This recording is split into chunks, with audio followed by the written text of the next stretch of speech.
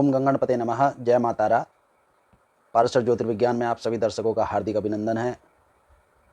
इस वीडियो के माध्यम से मई माह का तुला राशि के जातकों का ग्रह गोचर, उसके प्रभाव तथा समस्याओं से निवृत्ति के लिए तुला राशि के जातकों को किस मुद्रा तथा किस बीज मंत्र का प्रयोग करना चाहिए, इस विषय में भी इस वीडियो के अंत में वार्ता करेंगे। दर्शकों, मुद्रा प्रदर्शन सीधे सीधे पंच तत्वों की ऊर्जा पर प्रभाव डालता है, जिसके कारण नवग्रहों को सकारात्मकता प्रदान होती है, ईश्वरीय तत्व प्रबल होता है, परमात्मा ज्योति जागृत होती है और इसी से ग्रहों की समस्या भी निवृत्त होती है। इसी प्रकार बीज मंत्र भी उन देवताओं के मंत्रों का बीज होने के कारण जितना सभी मंत्रों में फल होता है, पुण्य होता है, ऊर्जा होती है, उतना फल बीज मंत्र के अनंतर होता है। अतः इसके प्रयोग से आपको होने वाले कष्टों में अवश्य, समस्याओं में अवश्य निवृत्ति प्राप्त होगी।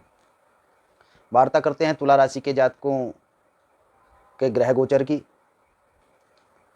इस स्थिति के अनुसार जीवट शक्ति प्रबल होगी। जीवट शक्ति में एक अहम तत्व होगा, यह मन का भाव होगा कि हमें कुछ नहीं हो सकता, अपितु अष्टम शुक्र स्वग्रही होने से जीवट शक्ति में किसी प्रकार की भी नकारात्मकता नहीं आएगी। रोग की स्थितियां प्रबल दृष्टि आप पर डाल सकती हैं। इसका तात्पर्य यह नहीं है कि आप रोगी होंगे, परंतु लक्षणों के कारण आप चिंतित अवश्य होंगे। अष्टम स्थान के शुक्र जीवन की पूर्ण रक्षा करेंगे, जीवन को प्रबल बनाएंगे तथा स्वास्थ्य के कष्ट का हरण भी करेंगे, परंतु भौतिकता, उज्ज्वलता, सुख, सौभाग्य, सुख, सौंदर्य, इस पर इतना बड़ा अनुकूल प्रभाव नहीं होगा जितनी मानसिकता, स्थिति तथा कार्य योजना में तुला राशि के जातक मानते हैं। तुला राशि के जातक सौंदर्य के प्रति बड़े अग्रसर रहेंगे, परंतु इसके विषय में इन्हें चिंता करनी पड़ेगी। तुला राशि के जातकों के धन के विषय में वार्ता करें तो द्वितीय स्थान के अधिपति मंगल चतुर्थ स्थान में उच्च के होकर विचरण करेंगे और 4 मई को परिवर्तित हो जाएंगे। यहां से पंचम स्थान कुंभ राशि में विचरण करना प्रारंभ कर देंगे। माह के अंत तक इसी स्थिति में मंगल विचरण करेंगे। तो धन के अधिपति पंचम स्थान में आने से परिवार की ओर से आपको किसी नकारात्मक सूचना का सुनना भी मिल सकता है, श्रवण मिल सकता है। सफलता की स्थिति यदि इस समय देखी जाए तो थोड़ी न्यून ही प्रदर्शित होती है, परंतु भरसक प्रयास करेंगे। उत्साह थोड़ा न्यून रहेगा इस समय तुला राशि के जातकों का। साहस में भी न्यूनता प्रदर्शित होती है। सहयोग की स्थितियां प्रबल प्रदर्शित नहीं हो रही हैं। भाई बंधुओं का सहयोग उस प्रकार प्राप्त नहीं हो पाएगा जिस प्रकार आपको प्राप्त होना चाहिए। सहजेश गुरु निम्ना स्थिति में चतुर्थ स्थान में स्थित हैं। तुला राशि के जातकों को सहयोग की अपेक्षा यहाँ भाई बंधु मित्रों से असहयोग की स्थिति प्रदर्शित हो सकती है। वास्तव में आपको यह इस ही समय में प्रदर्शित होगा, ज्ञात होगा कि आपके सहयोगी किस क्षेत्र में आपको सहयोग कर सकते हैं और किस क्षेत्र में नहीं। तुला राशि के जातकों की एक विशेष स्थिति यह है कि यदि इनका कोई असहयोग किसी भी समय पर करता है, वह व्यक्ति इनकी दृष्टि से सदैव के लिए गिर जाता है, परंतु ये कभी भी उस व्यक्ति के विपक्ष में नहीं जाते। जब उन व्यक्तियों को सहायता की आवश्यकता होती है तो यह अवश्य करते हैं और यह गुण इस समय पर आपको सकारात्मकता की ओर ले जाएगा, आपको प्रबल आत्मशक्ति की ओर प्रदर्शित करेगी। घर परिवार में जिन भौतिक वस्तुओं का प्रयोग आप अपने जीवन यापन के लिए करते हैं, वाहन आदि की स्थितियां भी समझी जा सकती हैं। तो तुला राशि के जातकों को इस क्षेत्र में कष्ट प्राप्त होगा, अर्थात वाहन खराब हो सकते हैं, इलेक्ट्रॉनिक एलिमेंट्स खराब हो सकते हैं। इसके अतिरिक्त तुला राशि के जातक यदि इस समय भूमि भवन संपत्ति से संबंधित किसी कार्य को पूर्व से प्रारंभ कर चुके हैं तो इसमें भी कुछ समस्याओं का सामना करना पड़ सकता है। पंचम स्थान में कुंभ राशि में मंगल स्थित है। संतान के विषय में तुला राशि के जातकों को यहाँ अधिक चिंता करने का तात्पर्य नहीं है, अधिक चिंता करने की आवश्यकता नहीं है। और जिन तुला राशि के जातकों की संतान मेष राशि की है उन जातकों को तो इस विषय में कम ही चिंता करने की आवश्यकता होगी।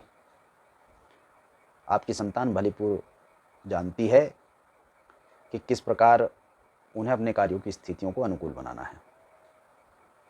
और वैसे भी तुला राशि के जातक संतान पक्ष की ओर से कम ही चिंतित रहते हैं और वर्तमान में भी ऐसी ही अवस्था प्रदर्शित होगी। षष्ठम स्थान के अधिपति बृहस्पति हैं। जिस प्रकार हम देख रहे हैं कि 12 मई को वक्री हो जाएंगे, 12 मई के पश्चात वाद विवाद से तुला राशि के जातकों को निवृत्ति प्राप्त हो जाएगी। वास्तविकता में तो स्वस्थ अनुभव करेंगे, परंतु यदि किसी प्रकार से स्वास्थ्य की ओर से कोई समस्या आ भी गई है तो 12 मई के पश्चात निवृत्त हो जाएगी। यहाँ वक्री होने वाले गुरु आपको रोग, शोक और शत्रु से पूर्ण छुटकारा प्रदान करेंगे तथा शत्रु पक्ष आपका निर्बल हो जाएगा। ग्रस्त जीवन के विषय में यदि तुला राशि के जातकों की वार्ता करें तो यहाँ मेष राशि के उच्च के सूर्य 14 मई तक होंगे तथा 14 मई शाम 5:07 पर मेष राशि से वृषभ राशि अष्टम स्थान में विचरण करेंगे। मेष राशि में ही माह के प्रारंभ में 9 मई तक बुध, 9 मई के पश्चात 24 मई तक वृषभ राशि अष्टम स्थान में चले जाएंगे तथा 24 मई के पश्चात भाग्य स्थान में बुध गोचर करेंगे। इसी अवस्था में बुध 9 मई तक अस्त रहेंगे, 9 मई में उदय होकर 14 मई तक उदय रहेंगे, 14 मई से 24 मई तक फिर अस्त हो जाएंगे तथा 24 मई के पश्चात माह के अंत तक उदय रहेंगे। 14 मई से 24 मई तक की स्थितियां अस्तगत रहने के कारण अष्टम स्थान की प्रवृत्ति थोड़ी नकारात्मक प्रदर्शित हो रही है। अष्टम स्थान की स्थिति की नकारात्मकता के कारण गृहस्थ जीवन पर प्रभाव पड़ने की संभावनाएं हैं। मेष राशि के जातकों के जीवन साथी के स्वास्थ्य में कुछ अनुकूलता प्रदर्शित नहीं होती है, थोड़ी सी नकारात्मकता की स्थिति प्रदर्शित संभवतः है। तुला राशि के जातकों को यात्रा के अधिक सुयोग नहीं है और यात्रा यदि करेंगे भी तो आपको उसमें सफलता प्राप्त नहीं होगी, अतः यात्रा को टालना ही उत्तम है।